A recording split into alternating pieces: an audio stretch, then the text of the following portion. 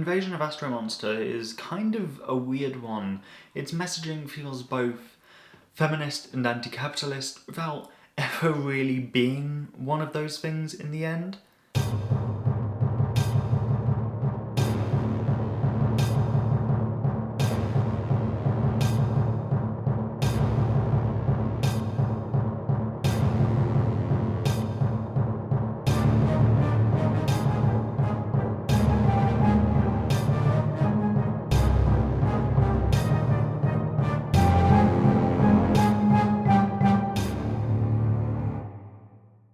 Unlike the previous couple of Godzilla films, this one doesn't really have a woman in a leading role.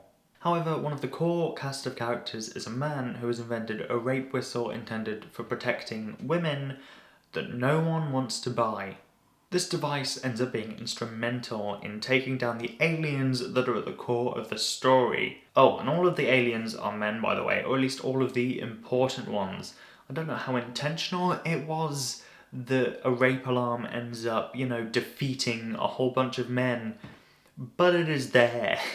In the film, the aliens are spies who buy the rape alarm from him to stop it going to market, and they don't ever pay him up front, which probably would have helped them in the long run. It wouldn't have led to him investigating them.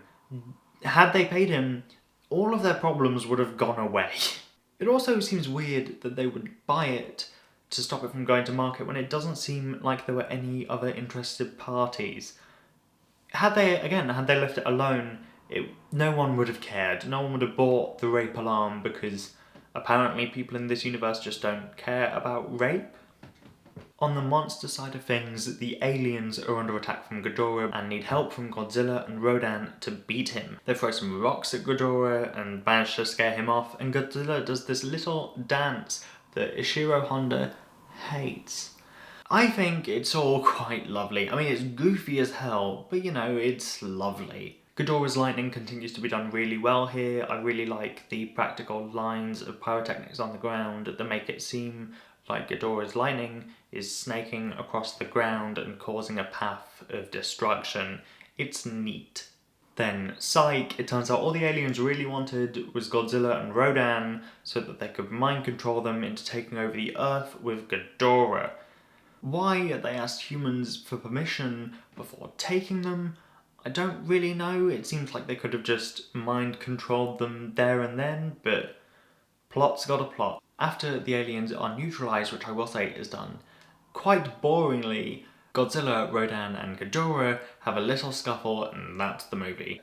It's a very standard kaiju movie fight. There's nothing really special here. Rodan is the one to grab on to Gadora's tail this time, whilst Godzilla attacks from the front. That's the core difference here.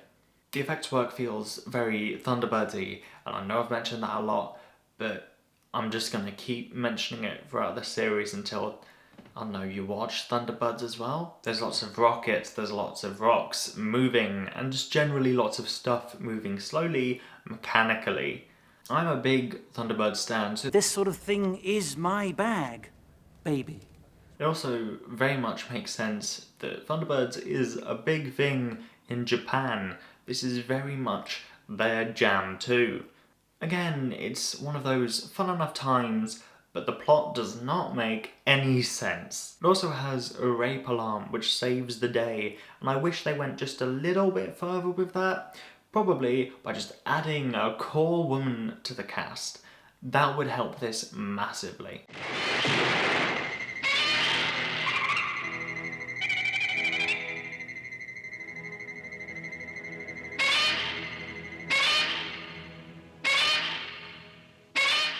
Next up for me, it's back to Gamera with Gamera vs. Baragon.